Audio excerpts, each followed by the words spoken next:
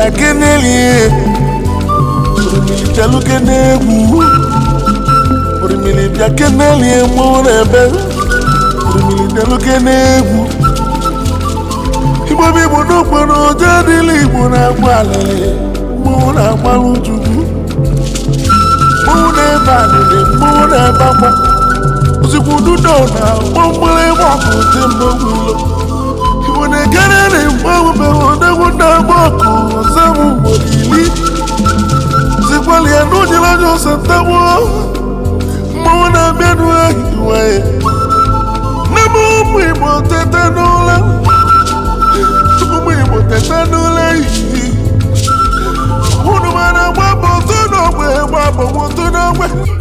I'm Crown Prince Ejikeme Ani from the royal family of Mwere Agụ Kingdom.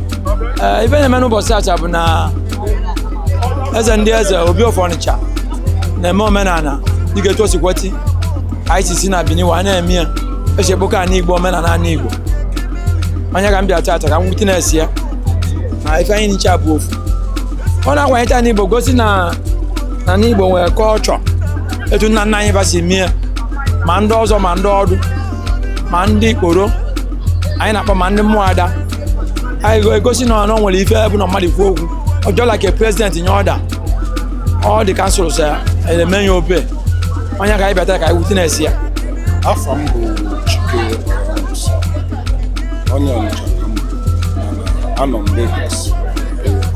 Ife anyị bịa tata bụ Ofala eze Onitsha Ofala Obi Alfred Nnemeka Achebe ọgwụgwụ arọ ka anyị bịa ife a ka anyị nọnyere ya omenani Onitsha anyị ife Onitsha jiri ebili efu na iru niile dị n'aba tata iru ọfụ ịghọta ife mere eme ife anwụrụ ife a na-eme arọ niile arọ ọbụla pụta anụ iwu bụ na igwe Onitsha ga-agbalili Ofala ọ na-agba Ofala ka ọ bịafụ ndị ọ na-achị nyanwa ka isi wee sị ka si ebe dị iche iche wee bịa nọnyere ya n'ụbọchị nke taa. Ofala igwe Onitsha ka anyị bịa.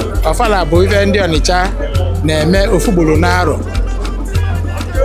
ọ na-achịkọba anyị ncha niile Onitsha obi nọ na obi n'ọfịa ọ nọ n'ije anyị na-agbakọta from all over the place ụwa niile bịa ka ifo igwe anyị ọ ga-egbo ọtata ka igwe na-apụta nzizi n'arọ echi na-ebe azụ Ofala ọ ga-akwụ anyị ọbịa tata bụ na anyị na-abịa ekene ọ bụrụ ọkwọ nọ sọsọ nọ na mbaraka ọ sọsọ na Onitsha Onitsha bụ na-agba Ofala anyị ọ ga-egbo n'igwe adapụta oge ọbụla ọ na-apụta ofugboro n'arọ maka na ọ nwesị ndị o ji achị obodo na-enele anya n'obodo so arọ onye ọ ga-apụta ọ ga-abụ ife anwụrị nyelu ndị obodo onye bụ na anyị na-apụta na-ekene Olise Blue maka ngụnye anyị gụnye ego n'arọ nwa afọ igwe tata ka anyị na-afụ ya n'arọ fụ ya kene Chukwu ewo igwe anyị apụtago ma tụọ ji anyị apụta ọ na-enye ụkwụ na nlọ ọ na-aba n'ime umi that is when you say I na-eteki ebe a na-akpọ like purification ọ nọsịsị ebe anyị na ndị nna anyị ndị nna nna anyị ebe a ga-akpasị ọ pụtazi ọwụchalụ ọ bịa gosi anyị onwe ya o gosi anyị onwe ya echi onye anyị ebe ọ debere anyị ya bụ ọzọ Ofala echi kaka ka gị ya afụ ọgbọ niile ga-apụta ndị egwu ga-apụta ebe anyị na-enwere anwụrị etu akọzi ọsọsọ Onitsha ka enwere ya onye ọzọ ife na-agba Ofala na-enwe ibe anyị na-eme n'Onitsha. Mụnwa bụ Comrade Victor Ifeajuna. Well, it's a tradition na Onicha Ado that every year a na-agba Ofala, and it has been like that for over the years. So this time around, anyị na-agba Ofala, and that is the more reason why you are seeing all this crowd. Ofala bụ oge eji ekene Chukwu n'ife niile o mere anyị. Onye ka anyị ncha ji wee nọkọdo ebe a wee na-enwe anwụlị ka anyị kene Chukwu. Ofala bụ oge eji obodo ji achịkọta wee kene Chukwu because after the New Yam Festival a na-agbazi Ofala na Onicha Ado Onitsha na-agba Ofala to say thank you to the Most High God. I know Ofala na-ejikọta so many people both home and abroad. ọ na-ejikọta so many people from in diaspora. So onye bụ anọkọta ifụ ndị obodo oyibo anata na igwe na-agba ọfala, anọkọta ifụ other people from other tribes they come here to pay homage, you understand.